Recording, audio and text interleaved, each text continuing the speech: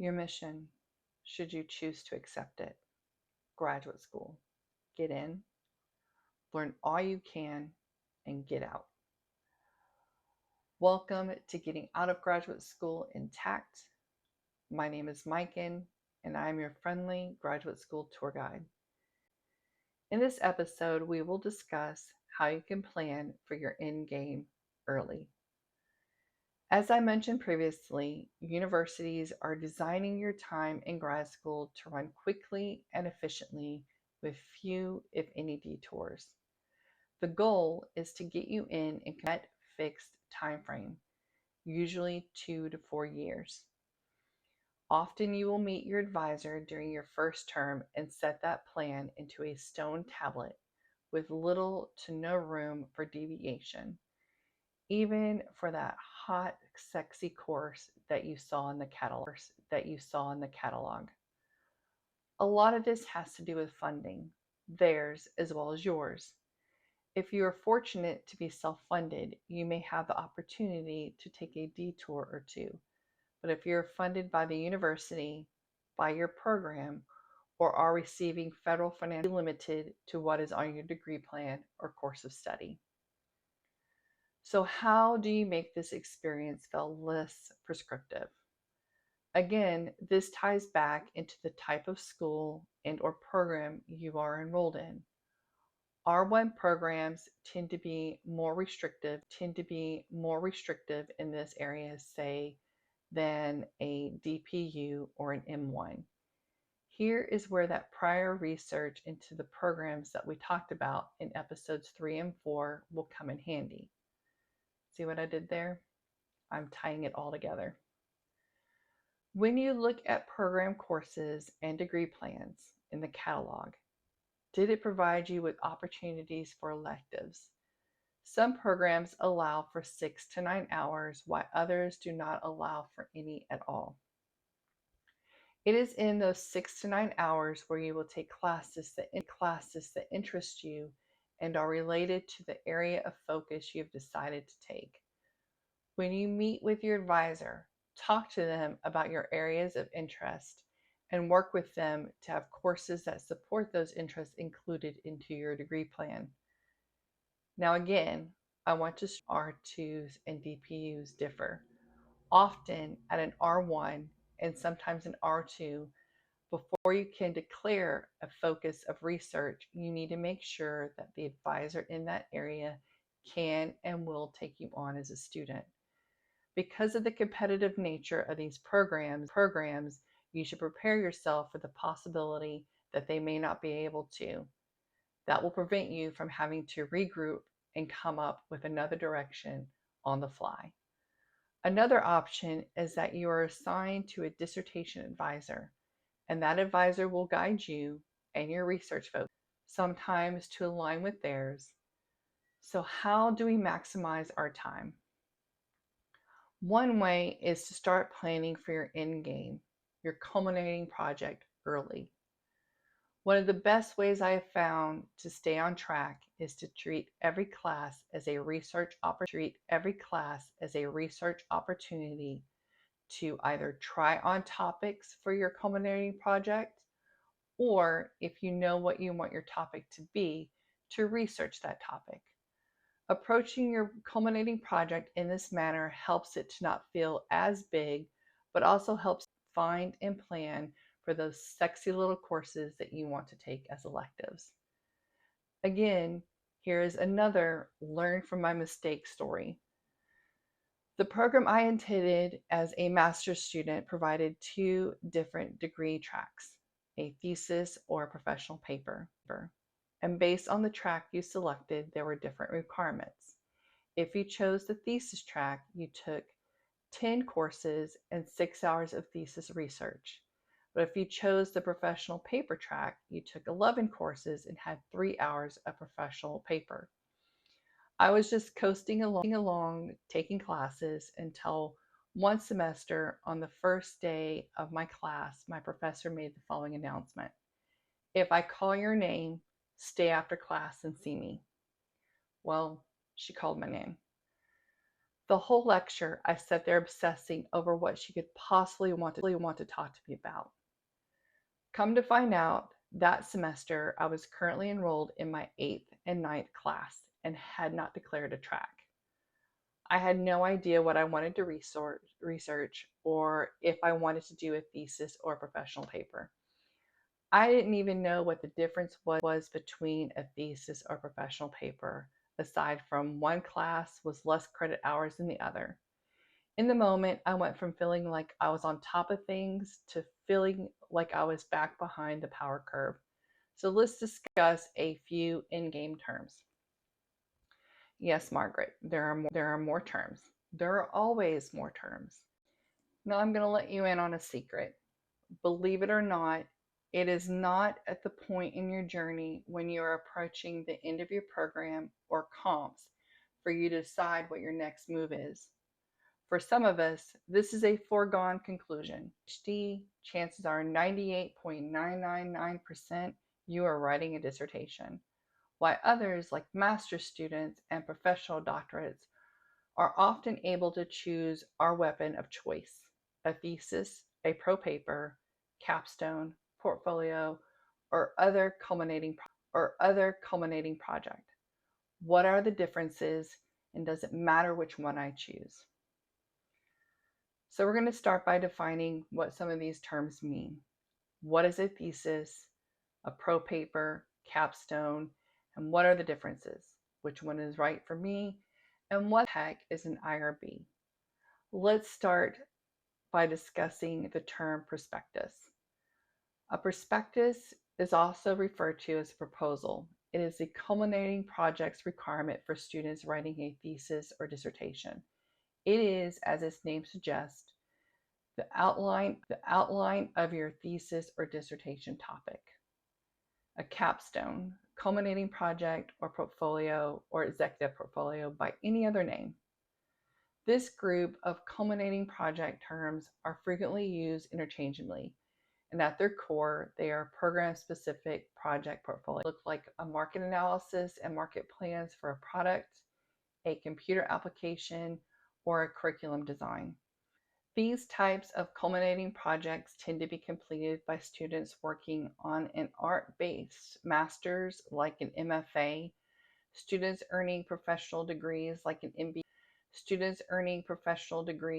MBA, or an MAT, or students working on a professional doctorate such as a DBA. A dissertation. The length of this document ranges depending on the subject and the major.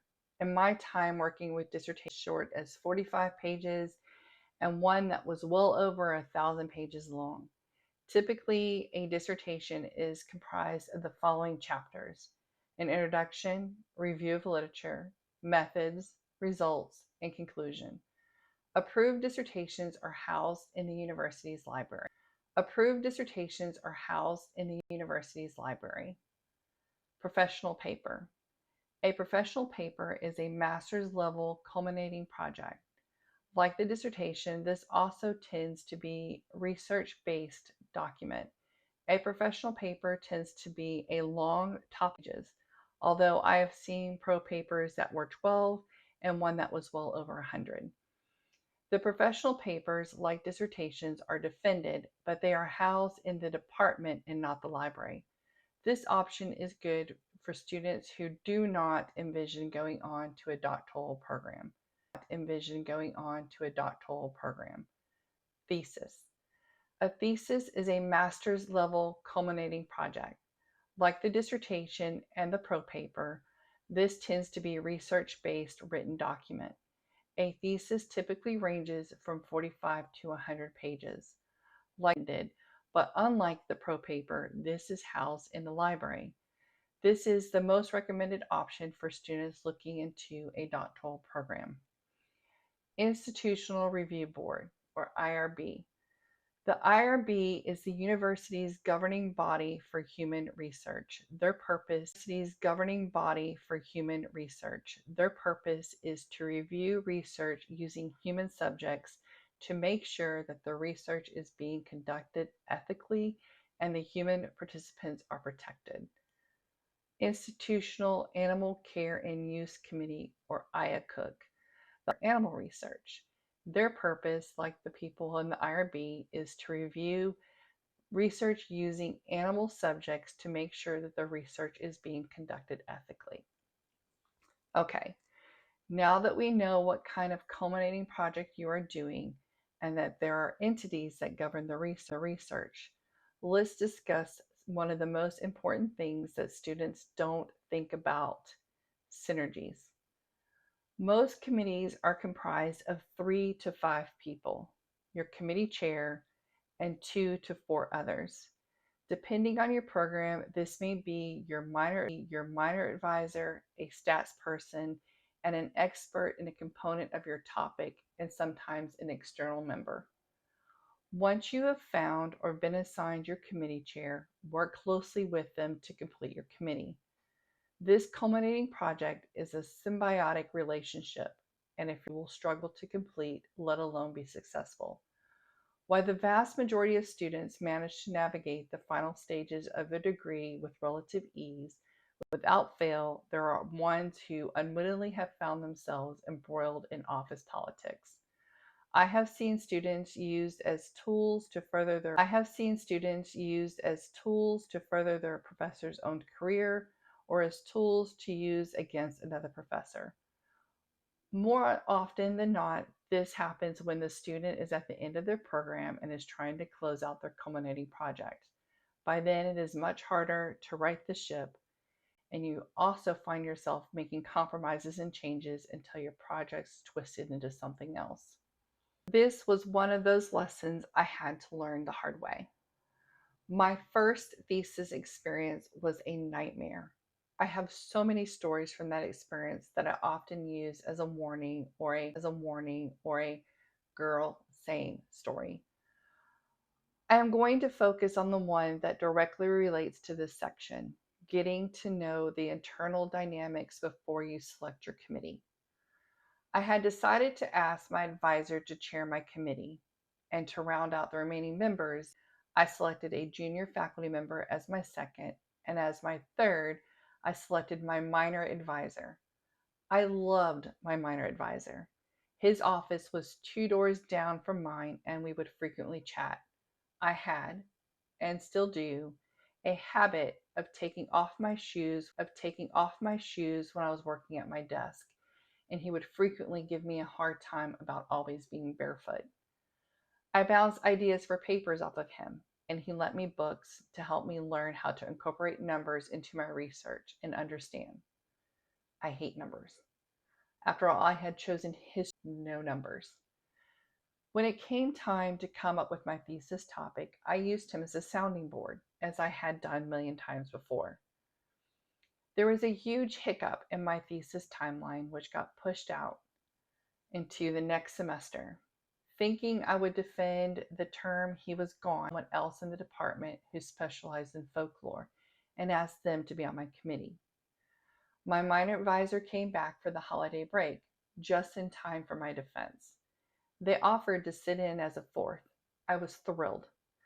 Once they discovered who I had asked to take their place, they changed their minds for the sake of my defense. I was not aware of the dynamics of my minor department, and I was not aware that the two of them did not get along. It was at this point I discovered that the university I was attending considered the third committee member as a reader. As such, they were not required to be present during my defense. I could have just emailed him a final copy to review and my defense signature page to sign. My life would have been so much easier, and I would have been able to keep the people I wanted on my committee. A few years later, I worked with a student who was not as fortunate as I had been. They found themselves stuck between their dissertation chair and a committee member. Their chair had recently voted not to allow a student who was being chaired by the other committee member to move forward to defend because they did not feel they were ready. This went on for a year. When the student I was working with was given permission to send their dissertation to the rest of their committee to review, that committee member insisted on huge portions of the dissertation to be rewritten using a different technique, This went on for a year before they were able to defend, which resulted in them having to request an extension of time. While my minor advisor knew what would happen if they stayed on my committee and for my sake bowed out, the student I was working with was not as fortunate. Moral of the story: plan for your end game while you're planning and learn the dynamics so you can avoid potential pitfalls. That is all for this episode. Next time, we will talk about tools and tips for your culminating project.